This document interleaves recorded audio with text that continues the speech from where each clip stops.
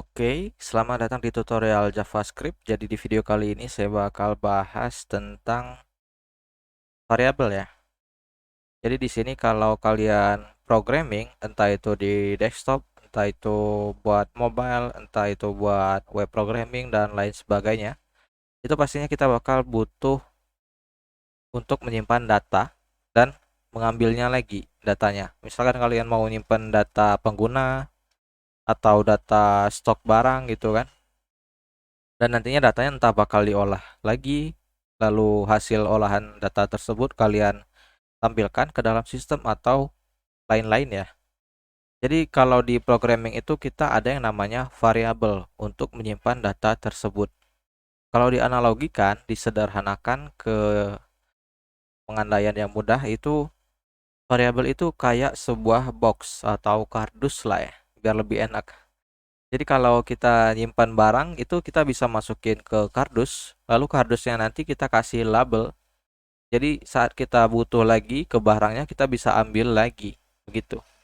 Jadi untuk mendefinisikan atau membuat kardus tersebut di JavaScript, ini saya kasih contohnya aja ya. Sebenarnya kalau di JavaScript kan udah ada versi yang lebih relevan, tapi di sini saya tetap pakai var. Jadi variabel karena untuk pengajaran awal aja ya. Jadi lebih make sense buat kalian. Namanya itu var variabel begitu. Kemudian di sini untuk nama variabelnya alias labelnya ini saya kasih nama. Lalu kita kasih assignment. Jadi untuk assignment atau penugasan itu ditandai dengan tanda sama dengan. Lalu kita isikan nilainya. Jadi di sini saya mau nama itu adalah string. Jadi kita berikan tanda kutip. Lalu untuk isinya yaitu value-nya kita beri nama Jono. Nah, di sini sampai sini seharusnya dia bisa berjalan dengan normal. Kita lihat. Karena di sini kita belum panggil, tentunya dia nggak muncul error, artinya variabel yang kita buat berhasil. Tapi karena kita belum panggil, kita belum ambil lagi boxnya, jadi dia belum muncul apapun di konsol. Oke? Oke, sekarang kita lanjut. Nanti saya bakal panggil sekaligus ke contoh yang lainnya yang bakal kita buat. Jadi sekarang kita punya Jono dan Jono ini punya umur ya. Jadi kita buat lagi umur sama dengan anggap aja Jono ini masih sekolah ya, dia di 18 tahun umurnya. Kita tutupkan dengan tanda semikolon. Tapi kalau di punya saya ini, iya, dia tetap jalan ya. Saya kira tadi di punya saya dia akan langsung otomatis menghilangkan tanda semikolon di JavaScript. Tapi syukurnya enggak. Jadi di sini ketika kalian buat baris baru atau mengakhiri sebuah baris program, sebenarnya di JavaScript sudah saya bilang sebelumnya itu tidak memerlukan semikolon. Tapi untuk aman ya, sertakan aja gak apa-apa semikolon ya. Oke. Kemudian kita buat lagi si Jono ini. Apakah dia apa ya saya buatnya ya? Kita buat var. Saya ini buatnya pengennya dia ini punya status ya. Apakah Jono jomblo begitu? Oke, begini ya. Jadi kalau dia Jono ini jomblo, kita kasih nilai true. Begini, kalau dia gak jomblo, kita kasih nilai false begitu ya. Jadi ini untuk tipe datanya ini adalah salah satu yang paling sering digunakan. Yaitu yang pertama kita punya tipe data yang disebut string. Di sini saya jadikan komentar aja.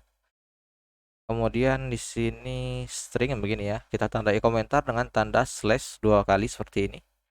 Lalu di bawahnya kita kasih komentar lagi. Ini adalah tipe data angka, number, begitu ya. Jadi selanjutnya kita kasih boolean. Ya, ini adalah tipe data boolean, di mana boolean itu hanya punya nilai true atau false. Oke. Sekarang kita sudah mendeklarasikan variabelnya dan sini tidak ada error ya. Sekarang bagaimana cara kita memanggil datanya?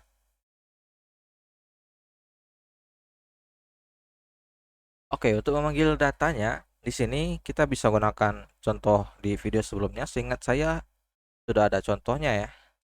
Kita bisa gunakan console log. Jadi di sini saya buat 3 buah aja ya.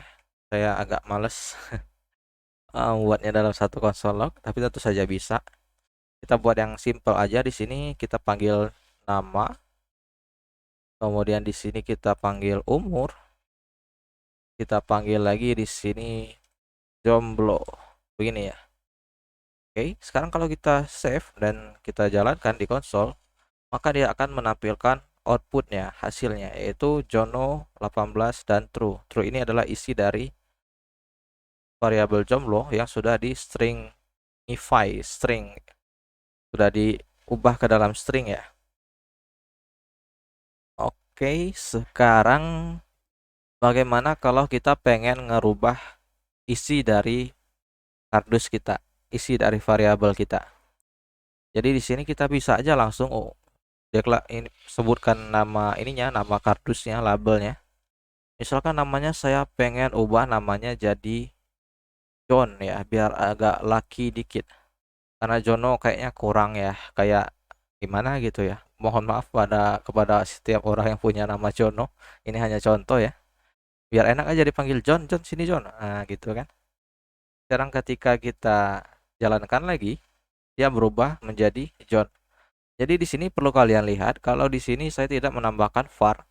Karena saat kita buat var tadi itu adalah saat mendeklarasikan atau menyatakan variabel, yaitu kita kasih namanya nama dan kita kasih assignment di bagian tanda sama dengan ini, isinya itu adalah Jono begitu ya. Nah, karena kita sudah deklarasikan variabelnya, jadi kita tidak perlu menuliskan var lagi, kita tinggal merubah isinya aja. Kira-kira begitu. Kemudian untuk nilai lainnya sebenarnya nggak perlu saya ubah ya, jadi nggak saya buat kedua atau ketiganya, cukup ini aja. Sekarang kita pengen buat sebuah kardus. Ini skenarionya, kardusnya itu kardus kosong aja gitu. Kita belum tahu mau diisi apa, tapi ada aja dulu. Ntar baru diisi gitu kan. Kita buat aja di sini contohnya, kita deklarasikan dulu seperti biasa, nama variabelnya itu X ya, karena saya belum tahu saya mau dibuat jadi apa ini kardusnya, mau nyimpan apa saya belum tahu ya.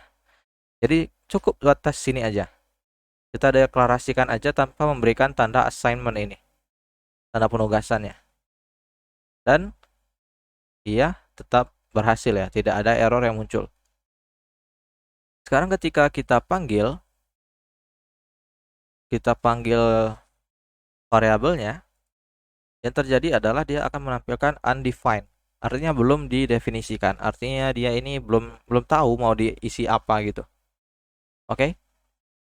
Jadi kalau kita pengen hasilnya kosong, jadi benar-benar kosong. Kalau di sini kan dia nggak tahu dia ini isinya apa, pengen diisi apa juga nggak tahu.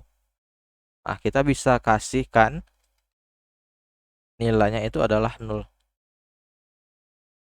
Dan hasilnya adalah 0. 0 ini kita tahu kalau kita itu ada buat variabel, tapi biarkan aja kosong dulu. Begitu. Kalau tadi itu kita benar-benar nggak tahu pengen diapain aja itu, buat apa variabelnya nanti. Begitu. Untuk merubah nilai juga ya sama sih, tinggal kasih nama variabelnya, misalkan ubah namanya jadi X, ini isinya angka ya, 2 misalkan. Ketika kita tampilkan di sini, dia akan berubah menjadi 2. Begitu. Di console log jangan lupa kalau kalian belum terbiasa kan, kasih tanda semikolon ya untuk save aja. Buat amannya aja. Tapi kalau kalian mau tim nggak pakai semikolon ya silakan begitu kan. Oke, mungkin cukup sampai di sini ya. Semoga mudah dimengerti kan. Kalau membantu jangan lupa di share, like, dan subscribe biar saya semangat buat konten seperti ini ya. Sekian, semoga membantu ya. Assalamualaikum warahmatullahi wabarakatuh.